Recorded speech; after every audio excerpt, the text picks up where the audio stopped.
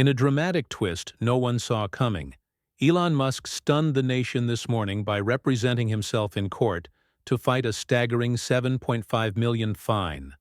Accused of violating a courtroom gag order during a high-stakes corporate litigation hearing.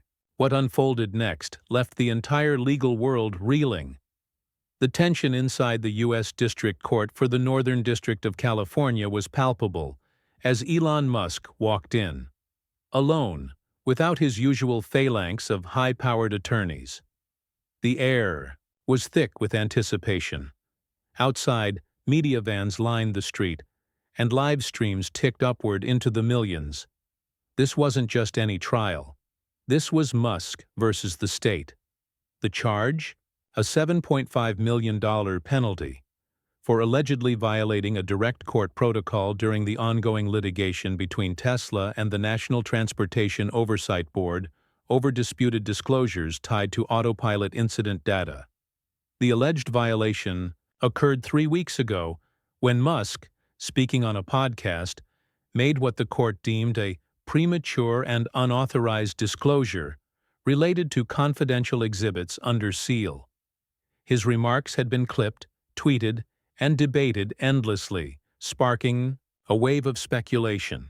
It wasn't the first time Musk had pushed the boundaries of public communication, but this time the court had responded swiftly and punitively. Court observers expected a battery of lawyers to descend on the bench, ready to negotiate down the massive fine or argue technicalities. Instead, as the judge entered, Musk stood alone at the defendant's table. Wearing a dark suit, he looked calm, almost stoic. Some thought it was arrogance. Others called it strategy. Judge Evelyn Maddox, a seasoned federal judge known for her strict adherence to courtroom decorum, peered down from the bench, clearly unimpressed. She began briskly, summarizing the breach, the consequences, and the fine. "This court does not take lightly the disregard of sealed court orders," she said, her voice sharp. "You are here to answer for a serious violation. The amount is proportional to the potential damage of your remarks on an ongoing federal inquiry." Musk waited until she finished. Then, with a calm tone that contrasted the charged atmosphere, he said, "Your Honor, I intend to represent myself, and I respectfully reject the premise of this penalty." There was a hush. A billionaire tech CEO rejecting a multi-million-dollar fine wasn't unheard of, but doing so without legal counsel in front of one of the strictest judges on the bench? That was new. The room leaned in. Musk began with measured clarity, outlining his position. The comments in question were not revelations of private court materials, but a general commentary on corporate transparency and public safety. Furthermore, I believe they fall under protections established in Garcetti v. Ceballos and the broader scope of the federal whistleblower statutes. Judge Maddox interrupted. "Mr. Musk, you are neither a public official nor under whistleblower designation." In this matter, Musk didn't flinch. "Respectfully, Your Honor, the statutes extend protections to individuals disclosing matters of significant public concern, especially when those disclosures involve potential harm or misconduct. Tesla's autopilot safety data and the NTOB's recommendations directly affect millions of drivers. Suppressing that discussion risks more harm than good."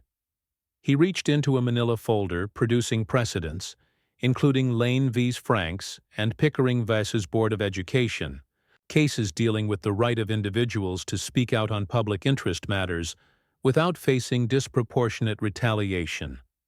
The judge raised an eyebrow. "Are you implying the court's gag order constitutes retaliation?"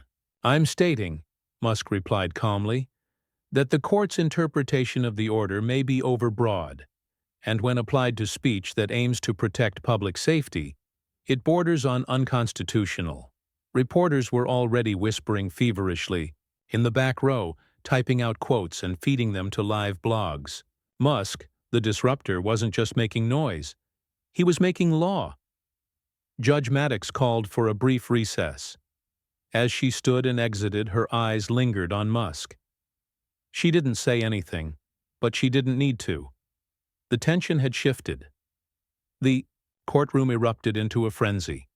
Analysts outside speculated, had Musk actually found a legal foothold?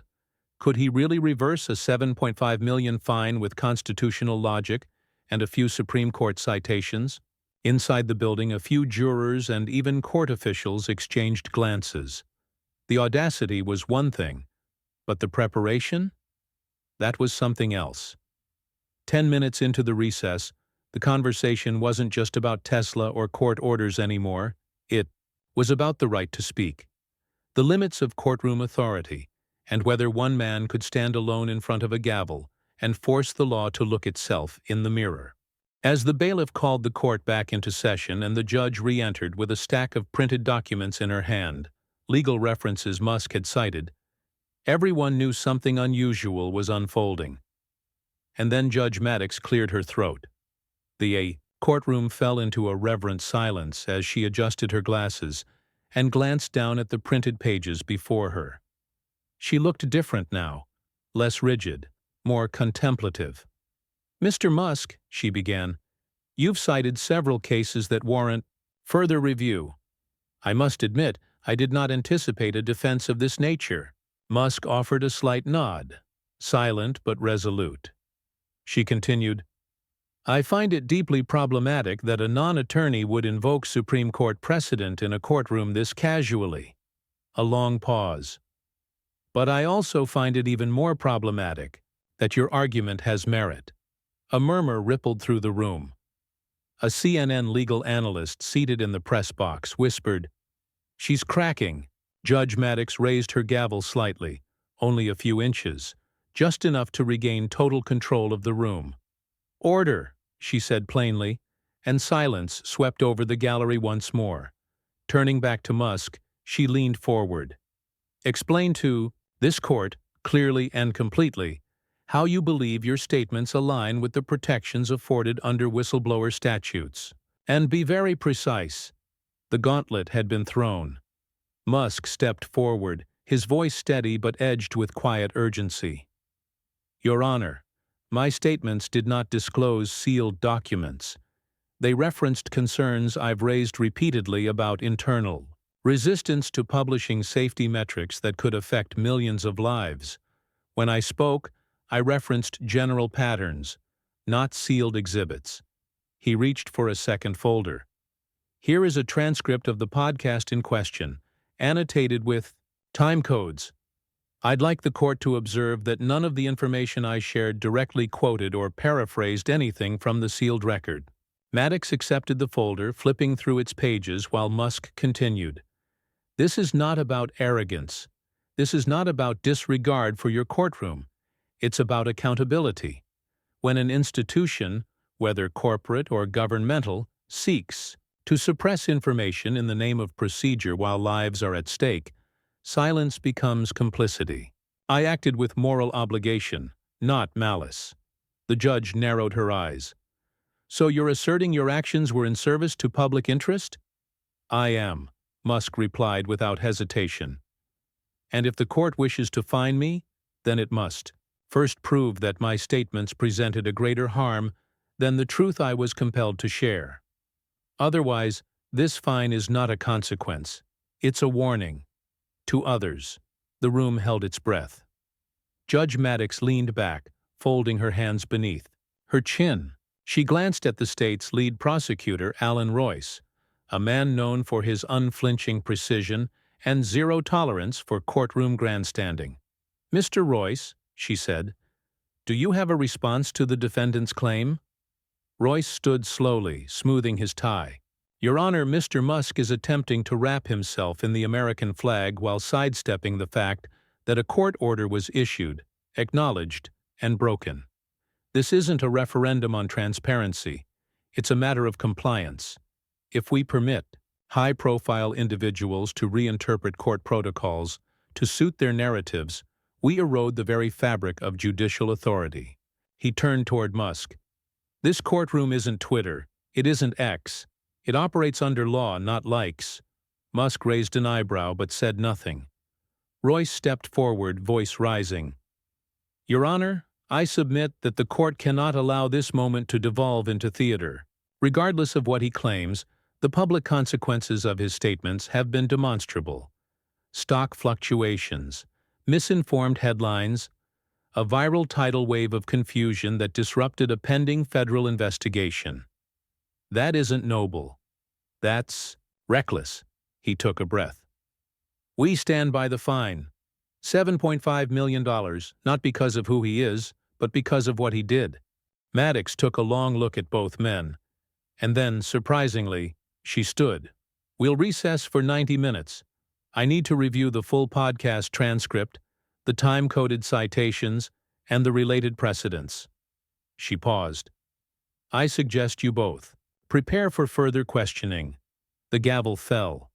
The courtroom buzzed like a hornet's nest as reporters bolted for the exits. Outside, the crowd had doubled in size. Protesters and supporters held dueling signs. Free speech isn't a crime. Faced off against court orders matter. Twitter, sorry, X, was on fire.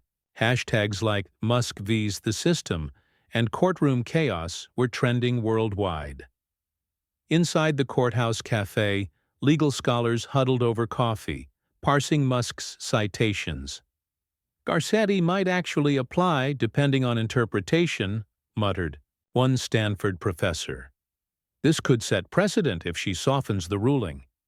Meanwhile, back in the defense waiting room, Musk paced slowly. His longtime associate, Siobhan Zillis, entered quietly. You good? He nodded. This isn't about the fine. I know, she said, her voice low. It's about the message.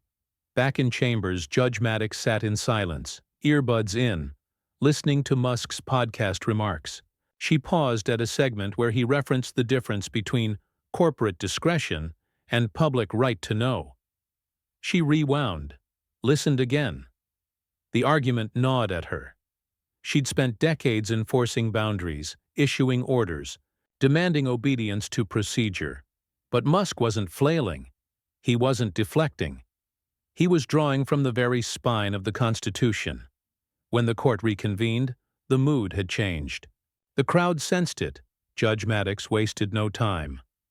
Mr. Musk, she said, your arguments are well presented, but I find myself in a difficult position. The order you violated was clear, and yet so is your claim to speech rights under federal statute. She leaned forward. I have not reached a final decision, but I will be reopening this hearing to include amicus briefs on the constitutional implications of gag orders when public safety is involved. In the interim, the fine is stayed. Another audible gasp. The fine hadn't been dismissed, but it hadn't been enforced either. Musk looked ahead, unblinking. Royce rose to object, but the judge cut him off. We'll reconvene in 2 weeks. Mr. Musk, you'll submit a formal brief outlining your constitutional defense. Mr. Royce, you'll do the same. And I will call on external counsel for review. She stood, eyes locked on Musk. You've challenged this court, intelligently, respectfully, and with purpose. But this is far from over. As the court dismissed, the press swarmed the steps. Outside, lights flashed, questions flew. Elon, will you appeal if the fine is reinstated? Do you believe you're above the law? Is this the start of a bigger movement?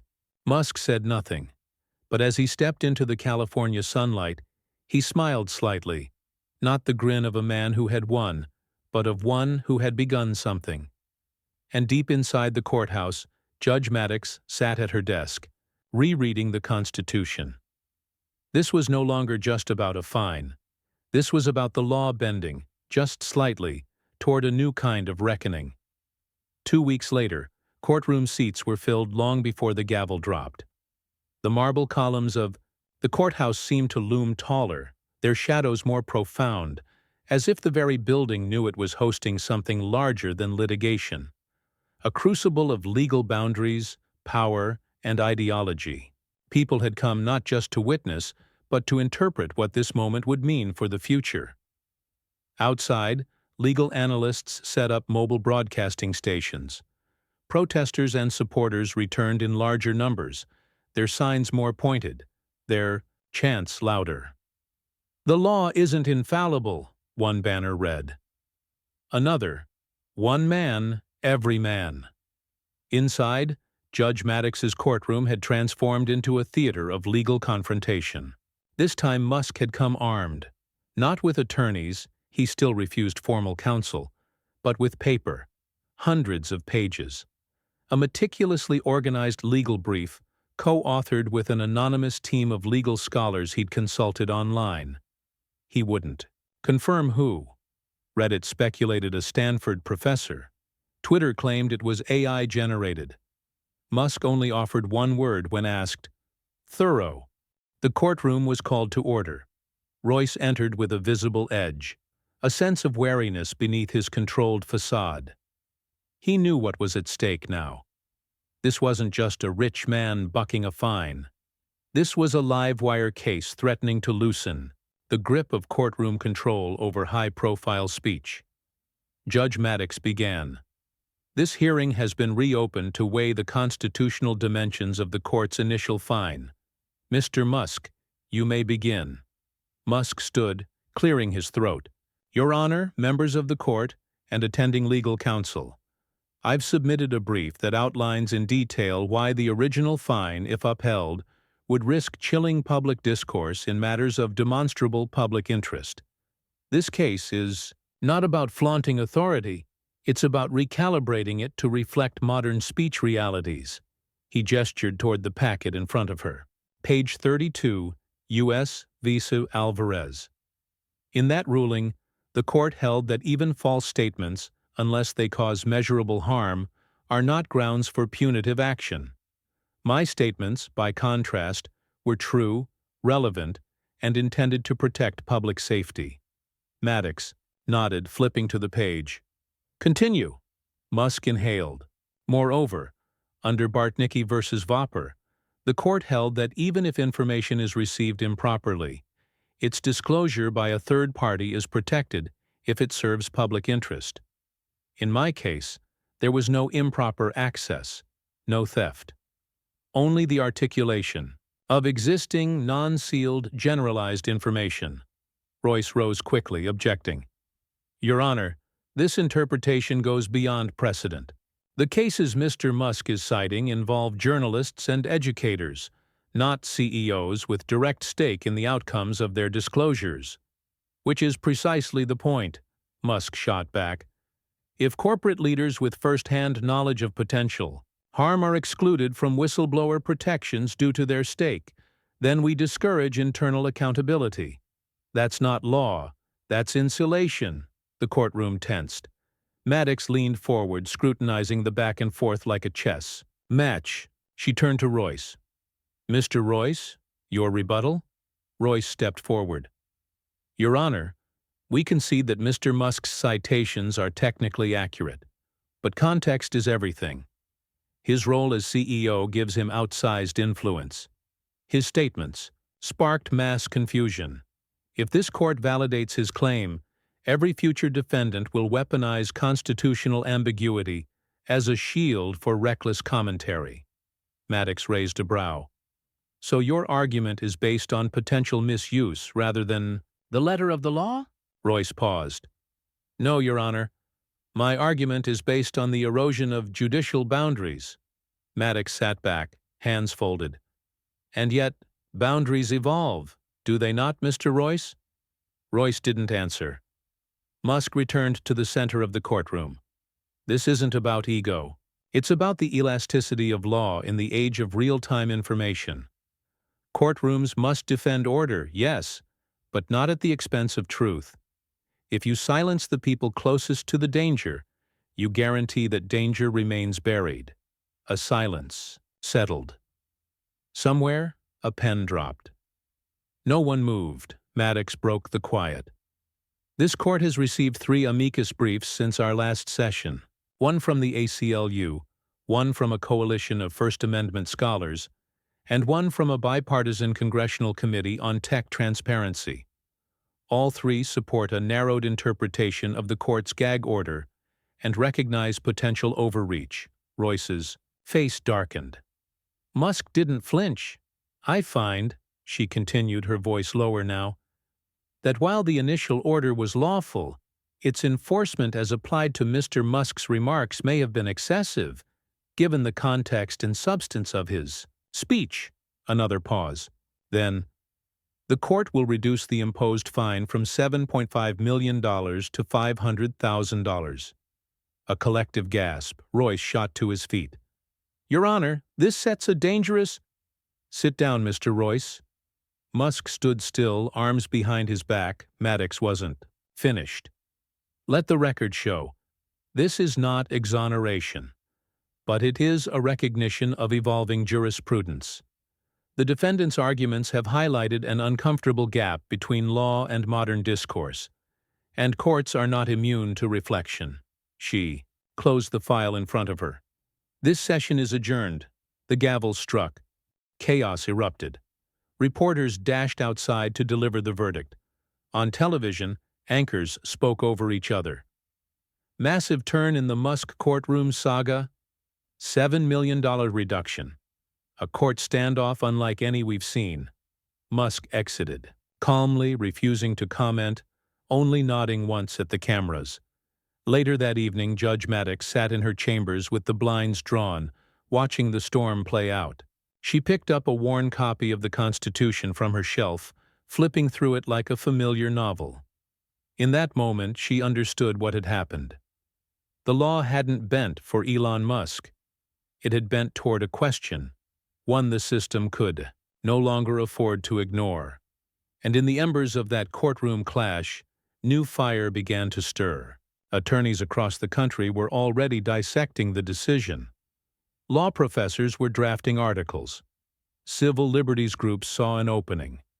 But while most viewed Musk's performance as either revolutionary or reckless, they missed something deeper. He didn't win. He provoked, and the real battle was still coming. The headlines had already crystallized the moment into myth. Musk halves his own fine in courtroom showdown. Self-representation or legal revolution. Judge Maddox yields to tech titans' constitutional crusade. News cycles churned, each more breathless than the last. But beneath the frenzy, something quieter and far more powerful was unfolding. 3 days after the reduced fine was announced, the American Bar Association released a surprise statement. It would convene a special committee to review the limits of judicial gag orders in the era of digital communication. The language was cautious, almost sterile, but the implication was clear. Musk's case had touched a nerve, one embedded deep in the spinal cord of the legal system. In law schools from New York to Palo Alto, professors tore up syllabi to include the case in real time. Students debated fiercely. Was Musk exploiting the First Amendment for personal gain or defending it from institutional overreach? One heated forum at Yale drew more attendees than their end-of-year gala. Across social media, clips of his courtroom defense were edited into cinematic reels, music swelling, his citations flashing across the screen like scripture. And yet for Musk, the storm was still internally smoldering. He didn't return to the Tesla boardroom immediately. He declined invitations from every major network. He ignored calls from corporate advisors and political insiders alike. For 3 days, he disappeared into quiet. Some said he flew to Boca Chica. Others claimed he locked himself inside a Tesla design lab. In truth, he was back at home, in a dimly lit study, rereading every word he'd spoken in court. Not out of vanity, out of purpose. Because Musk knew what most didn't. The courtroom drama may have ended with a reduced fine and an ideological flashpoint, but its real legacy was far more fragile. It hadn't won anything. It had only opened something. And opening something in America's legal architecture was like cracking a dam. You didn't get to choose the shape of the flood, and the flood came quickly. Within a month, 3 new defendants, across 3 different states, invoked similar defenses, citing Musk versus State of California, unofficially named but legally recognized as a potential pivot point. In one case, A pharmaceutical executive argued that internal memos he leaked to a journalist about price inflation were a matter of protected public interest. In another, a whistleblower inside a tech startup cited Musk's case to justify a Medium post that violated their NDA but exposed biometric data collection without user consent. Judges disagreed. Some rejected the parallels outright. Others paused long enough to consider. But the conversation had changed. And then came the Senate hearing. What was meant to be a dull procedural session on judicial reform exploded into a primetime spectacle. A conservative senator from Texas and a progressive senator from Oregon jointly introduced the Public Interest Speech Act, proposing clearer guardrails for court-imposed gag orders in cases involving public safety and consumer risk. We cannot criminalize the truth simply because it is inconvenient to a legal process, one of them said. The Musk case reminded us that the court is not above the people. It serves them. Musk's name was now invoked with reverence and resentment. Depending on who was speaking, he was either the harbinger of a new civic age or a tech-fueled demagogue exploiting constitutional gray zones. And yet, through it all, he remained oddly silent. Until he wasn't. One morning, a 12-minute video was uploaded to his personal X account. No press team, no dramatic score. Just Musk, seated at a simple desk, speaking directly to camera. He looked tired, not beaten, just worn by the weight of something larger than himself. "There's a difference," he began, "between disruption and destruction. The law isn't an enemy, but sometimes it forgets what it's here for. My courtroom experience wasn't about winning. It was about reminding power that it must serve transparency, not hide from it." He paused, staring into the lens. "I broke protocol. I challenged a penalty. I stood alone not because I wanted to, but because sometimes that's how change starts. One voice, one refusal, one crack in the wall." Tens of millions watched the video within hours. In a brief, final moment of candor, Musk added, "I respect Judge Maddox. She did something most institutions fear. She listened. And for that, I think we all owe her something." The video ended. No follow-up. No interviews. Across the country, Judge Maddox herself was asked to comment repeatedly. She never gave a public statement. But in one internal memo to her judicial staff, leaked weeks later, she wrote, "He didn't win. But he reminded us that law must evolve or ossify, and I'm not here to preside over a fossil." By the end of the year, a national legal symposium had scheduled an entire panel titled Speech, Safety, and the Musk Doctrine, Revisiting Gag Orders in the Age of Instant Information. Even Royce, still sore from the courtroom bruising, privately admitted during a Georgetown roundtable he was prepared, painfully so. "The moment he dropped Bartnicki versus Vopper, I knew I was in a different kind of fight." But it wasn't just legal minds that took notice. Everyday people, ride-share, drivers, nurses, gig workers, veterans, found something unexpected in the trial. They didn't relate to Musk's billions or his rockets. They related to the sensation of being silenced by institutions too large to argue with. Musk's courtroom gamble wasn't just about law. It had struck a spiritual chord, the hunger for dignity against systems designed to mute dissent. For them, it wasn't about Tesla or data disclosures. It was about watching someone walk into a system that expected submission and offering resistance without rage. Just logic, just law, just the steady heartbeat of truth, unafraid.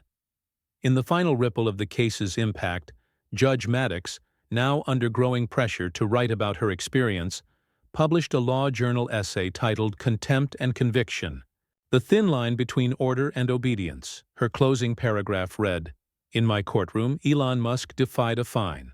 But what he truly challenged was the assumption that silence is safety. He did not break the law. He pressed it.